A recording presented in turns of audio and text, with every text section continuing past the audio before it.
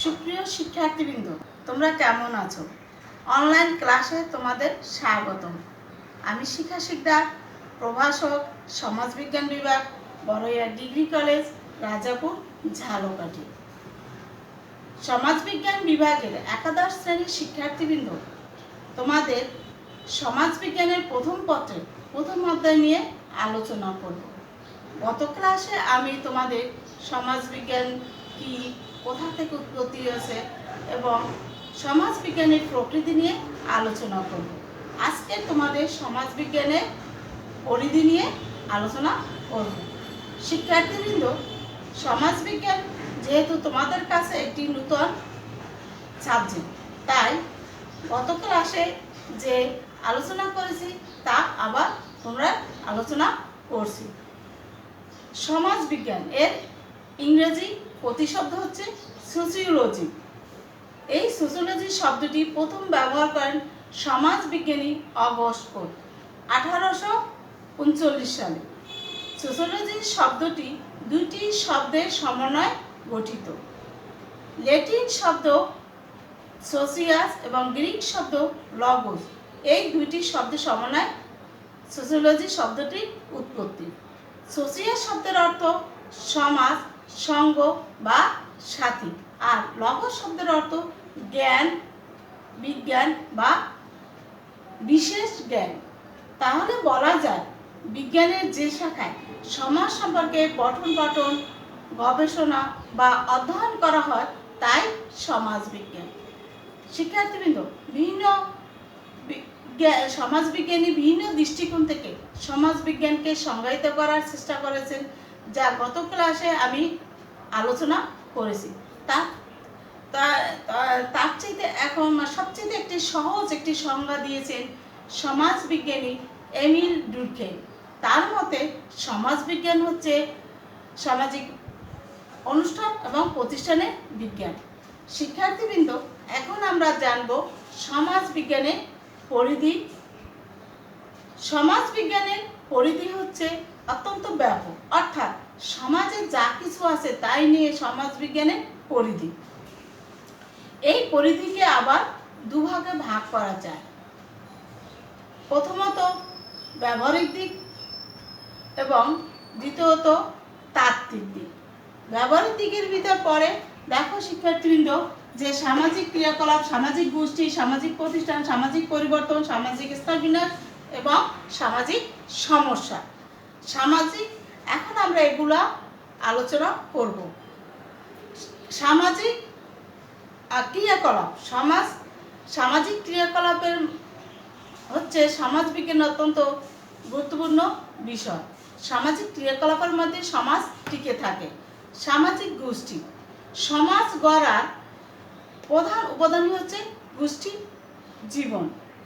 সামাজিক গোষ্ঠী ধরন, প্রকৃতি এবং কার্যাবলী এসব নিয়ে সমাজবিজ্ঞানের পরিধিভুক্ত। সামাজিক প্রতিষ্ঠান, সামাজিক প্রতিষ্ঠান এবং গোষ্ঠীর সমন্বয়ে সমাজ কাঠামো গড়ে ওঠে।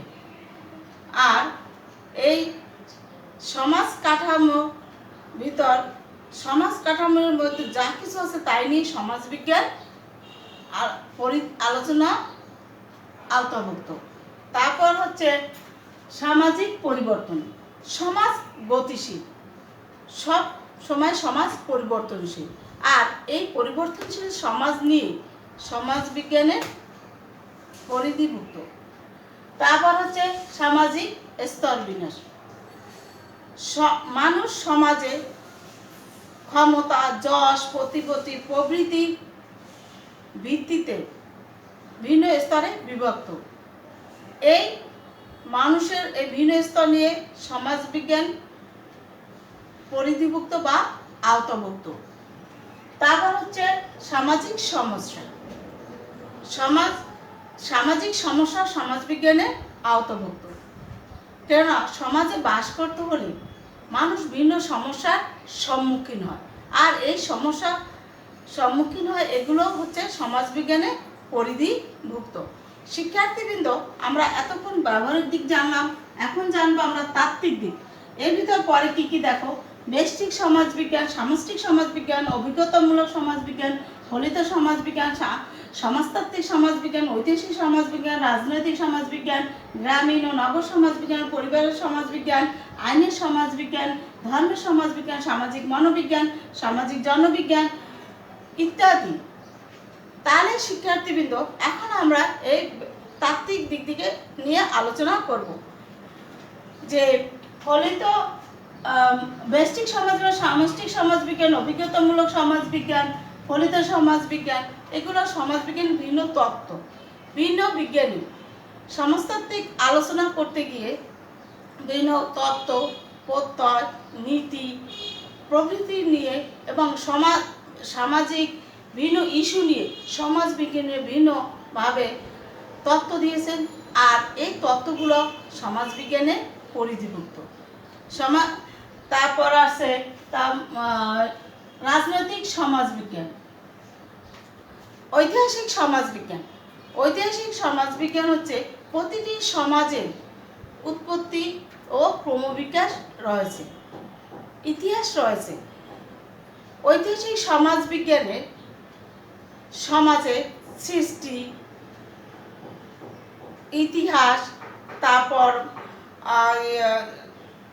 বিকাশ, এগুলো রয়েছে।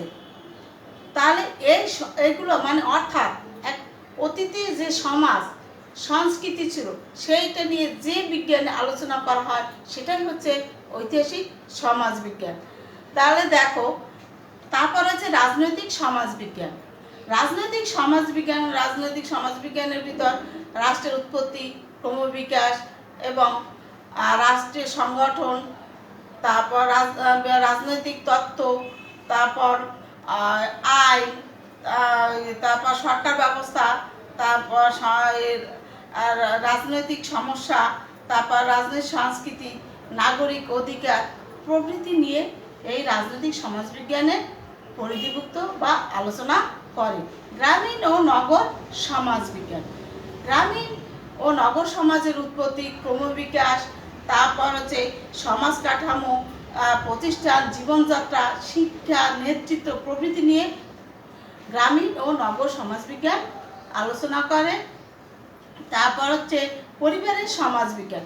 পরিবারের সমাজবিজ্ঞানের পরিবারের উৎপত্তি, ক্রমবিকাশ, ধরন, পরিবারের কার্যাবলী, তারপর যে পরিবারের পরিবর্তন কার্যাবলী, ভূমিকা, পরিবর্তনশীল পরিবারের কার্যাবলী, বিবাহ ধরন, বিবাহ প্রকৃতি, বিবাহ রীতিনীতি প্রভৃতি নিয়ে পরিবারের সমাজবিজ্ঞান আলোচনা করে। তারপর আইনের সমাজবিজ্ঞান। সামাজিক মানুষকে শৃঙ্খলিত রাখার জন্য আইনের সমাজবিজ্ঞানের সৃষ্টি হয়েছে বা উদ্ভব হয়েছে। এই বিষয়টি সামাজিক রীতিনীতি, তারপর প্রথা, মূল্যবোধ, লোকাচার, আইন ও আইনের উৎপত্তি প্রভৃতি বিষয়ে আলোচনা করে। তারপর ধর্মের সমাজবিজ্ঞান। ধর্ম উৎপত্তি, বিকাশ, ভূমিকা, প্রভাব ইত্যাদি নিয়ে ধর্মের সমাজবিজ্ঞান আলোচনা করে। সামাজিক মনোবিজ্ঞান। মানুষের সামাজিক বিশ্বাস, মূল্যবোধ, তারপর আচরণ, তারপর আচরণ, দৃষ্টিভঙ্গি, আবেগ, উদ্দীপনা, পেশনা, শিক্ষা, ব্যক্তিত্ব প্রভৃতি নিয়ে এই সামাজিক মনোবিজ্ঞান আলোচনা করে। তারপর সামাজিক জনবিজ্ঞান একটি দেশের জনসংখ্যা সম্পর্কিত বিভিন্ন তত্ত্ব, জনসংখ্যা সমস্যা, তারপর কাম্য জনসংখ্যা, প্রভাব, এগুলো নিয়ে সামাজিক জনবিজ্ঞান আলোচনা করে। বা জনসংখ্যার কাঠামো, অর্থাৎ সব কিছু নিয়ে সমাজবিজ্ঞান আলোচনা করবা পরিধিভুক্ত। এছাড়া দেখো, শিল্প সমাজবিজ্ঞান আছে, অপরাধ সমাজবিজ্ঞান আছে, তারপর সাহিত্য সমাজবিজ্ঞান আছে, শিক্ষা সমাজবিজ্ঞান আছে। অর্থাৎ সমাজে যত কিছু আছে, যা কিছু আছে তাই নিয়ে সমাজবিজ্ঞানে পরিধিভুক্ত। শিক্ষার্থীবৃন্দ, আমরা এতক্ষণ সমাজবিজ্ঞানের পরিধি জানলাম। এখন আমরা দেখো, এ থেকে ভিন্ন সময় ভিন্ন প্রশ্ন আসে, যেমন ঐতিহাসিক সমাজবিজ্ঞান কাকে বলে, এটা জ্ঞানমূলকও আসে এবং অনুধাবনের প্রশ্ন আসে।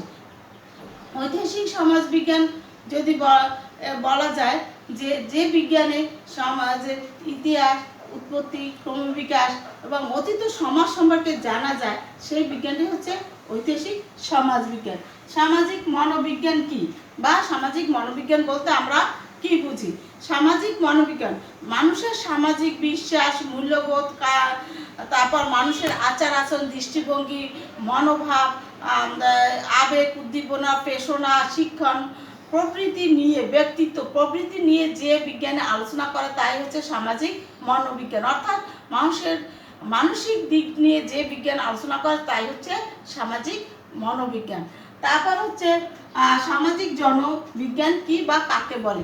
সামাজিক জনবিজ্ঞান বলতে বোঝায় একটি দেশের জনসংখ্যা সম্পর্কে যত কিছু তথ্য আছে, জনসংখ্যা কাঠামো আছে, জনসংখ্যা ঘনত্ব আছে, জনসংখ্যার সমস্যা আছে, প্রভাব আছে, কাম্য জনসংখ্যা, এই সব কিছু নিয়ে যে বিজ্ঞানে আলোচনা করে তাই হচ্ছে সামাজিক জনবিজ্ঞান।